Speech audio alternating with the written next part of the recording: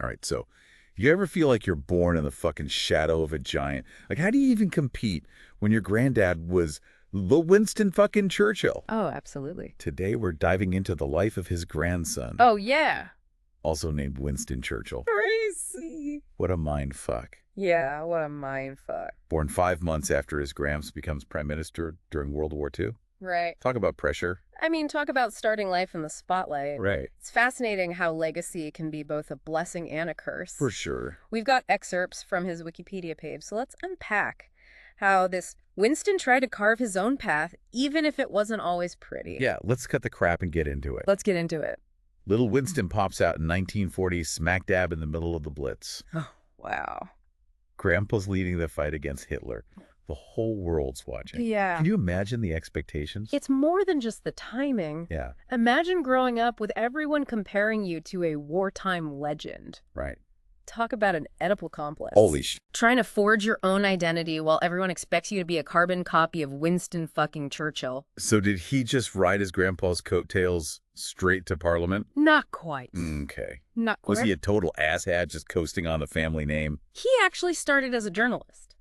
Get out of here. Covered some major 20th century shit. Really? The 6-Day War, Vietnam, Biafra, even the Prague Spring. What? The dude was dodging bullets and reporting from war zones, almost like a real-life fucking Tintin. Damn, so he wasn't just some spoiled rich kid, huh?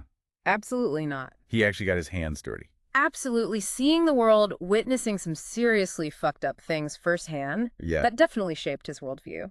You can inherit a name, Yeah. sure, but you have to earn your own experiences. Right on. But he did eventually follow dear old granddad into politics, yeah. Yep. Became an MP. In 1970, Oh. served for a good while, but never reached those same dizzying heights. Of course. I mean, how could he? Yeah. His grandfather was a wartime prime minister, a global icon. Right. That's a tough act to follow. I bet.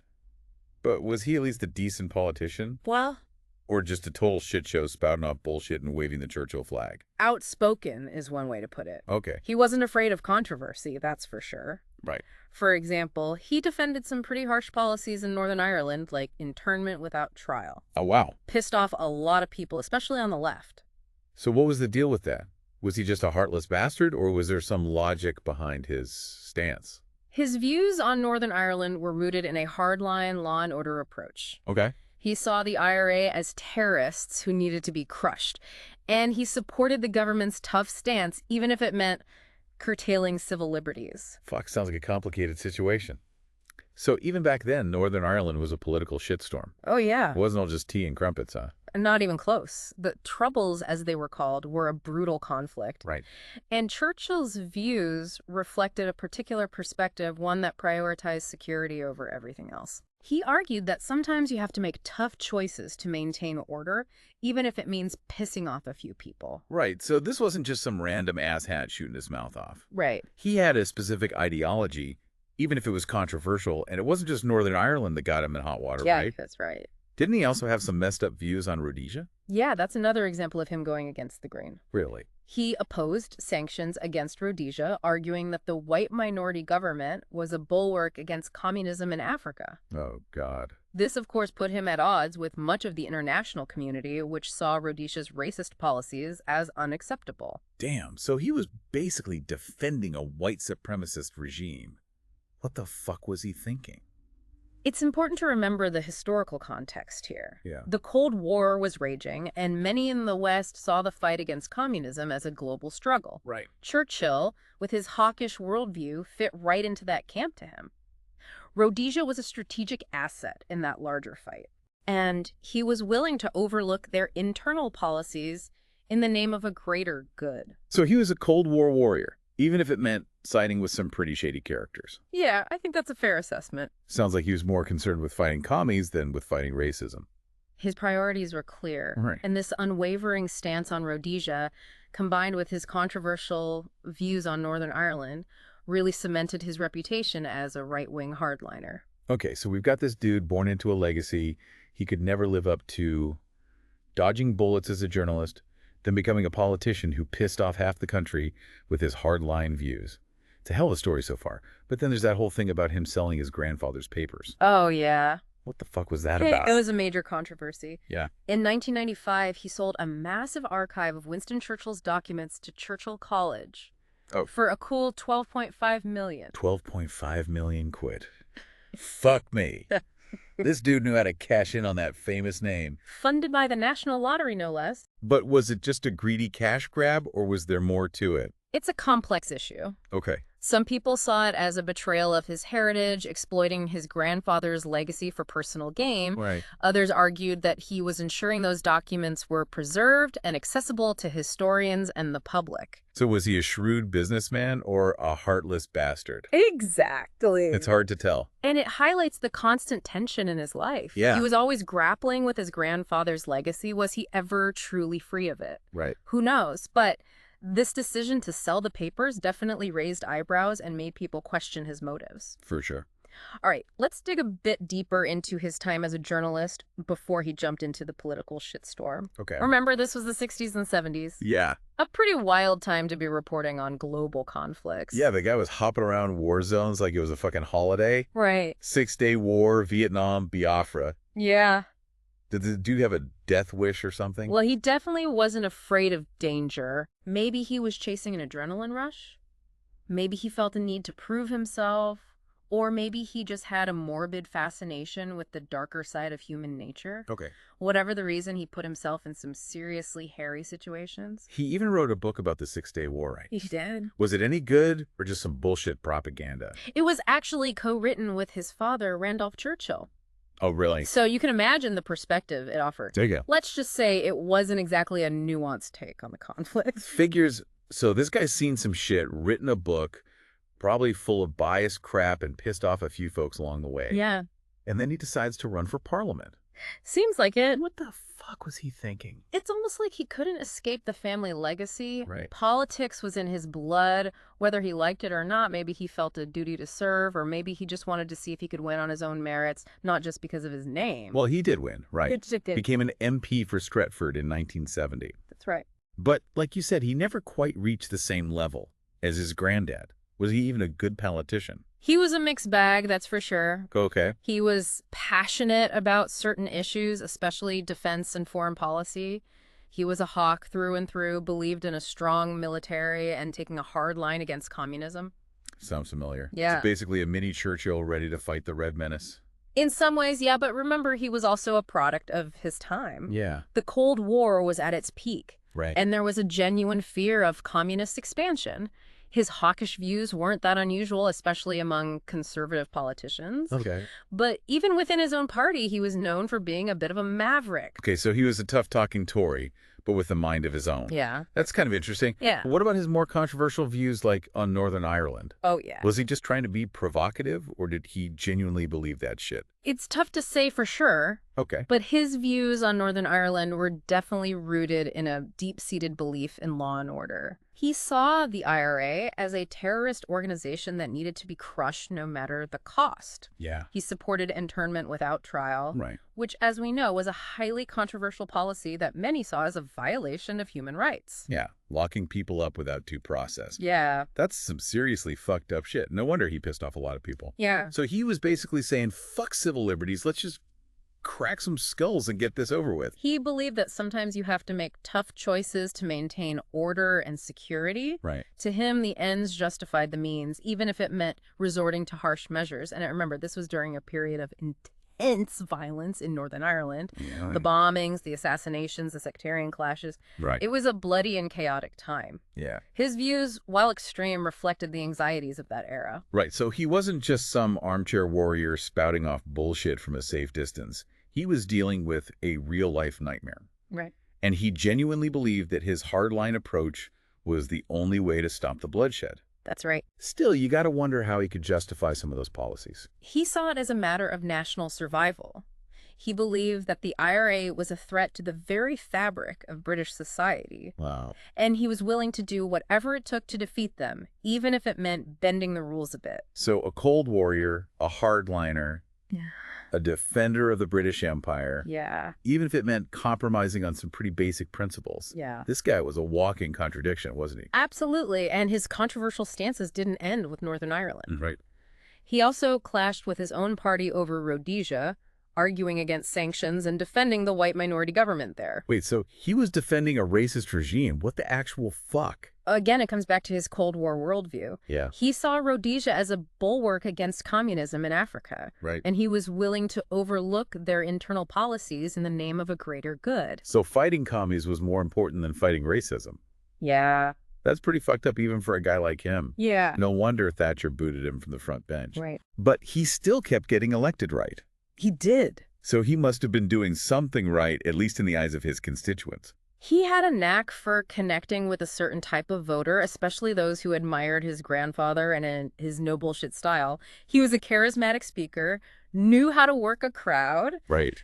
And he wasn't afraid to say what he thought, even if it pissed people off. Yeah. That kind of authenticity, even if you disagreed with him, appealed to some people. So a bit of a rebel, a bit of a showman, and maybe a bit of a stubborn old bastard. Yeah.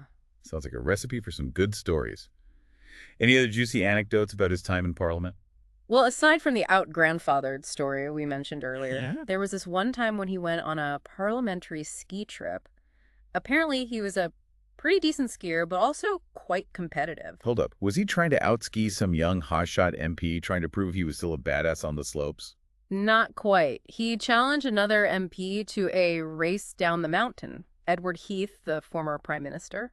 And to make things even more interesting, Heath was wearing a full-body ski suit that made him look like a giant banana. You're shitting me right. Mhm. Winston Churchill racing a banana-clad Edward Heath down a mountain. That's right. That's fucking priceless. Who won? I don't think the records show who crossed the finish line first, but the image of those two, Churchill, the grandson, and the former PM in a banana suit battling it out on the slopes, it's a classic. Just goes to show that even in the stuffy world of British politics, there's always room for a bit of absurdity. Definitely one for the history bucks. Right. Okay, so we've covered his wild-ass journalist days, his political roller coaster ride, his controversial views. Right. But what about his personal life? Was he married? Kids? Mistresses? Yeah. You know the good stuff. He was actually married twice. Okay. His first marriage was to Minnie Derlinger, daughter of a wealthy banker. They had 4 kids together, including a son named Randolph, carrying on the family tradition, but the marriage ended in divorce in 1997. Oof, divorce. That's rough. Yeah. Any scandalous details? Cheating, money problems. Give me the dirt. The details are pretty scarce, actually. It seems like it was just one of those things, 2 people growing apart after many years together. But later that same year, he married again. This time to a Belgian jewelry designer named Lou Sengelin. They stayed together until his death in 2010. So he found love again? That's kind of sweet. But let's be real. This dude was a Churchill. He was born into privileged wealth connections. Yeah. Did he ever experience any real hardship in his life? Well, he did lose his father, Randolph, when he was only 28. Okay. And his mother, Pamela Harriman, who later became the U.S. ambassador to France, wasn't exactly known for her maternal warmth. So there was definitely some family drama and emotional baggage there. Yeah, I guess even with a famous name and a fat bank account, life can still fuck you over sometimes. But he always seemed to bounce back, right? He did. This dude was a survivor. He was, and he never lost that sense of humor, that mischievous twinkle in his eye. Even when he was pissing people off, you could tell he was enjoying himself. He was a complex character, full of contradictions, but he was never boring. That's for sure. And his story is a reminder that even those born in the shadow of giants can still live pretty interesting lives. They might not achieve the same level of fame or power, Right. but they can make their own mark on the world, even if it's a messy one. Absolutely. And sometimes those less traveled paths are the most fascinating ones to explore. Well said. We're going to wrap up this deep dive into the life of Winston Churchill, the not-so-famous grandson, in just a bit. We'll talk about his legacy, his impact, and what we can learn from his unique and often controversial journey. Stay tuned.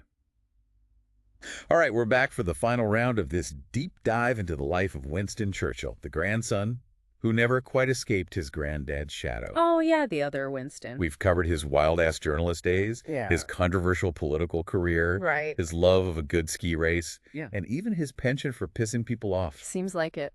So what's the big takeaway? Yeah. Was this guy just a footnote in history, doomed to live in the shadow of a giant? Or did he actually leave his own mark on the world? It's a good question. He might not have been a world leader or a wartime hero like his grandfather, Right. but he was still a significant figure in his own right. Right. He witnessed pivotal moments in history-shaped political debates. Yeah.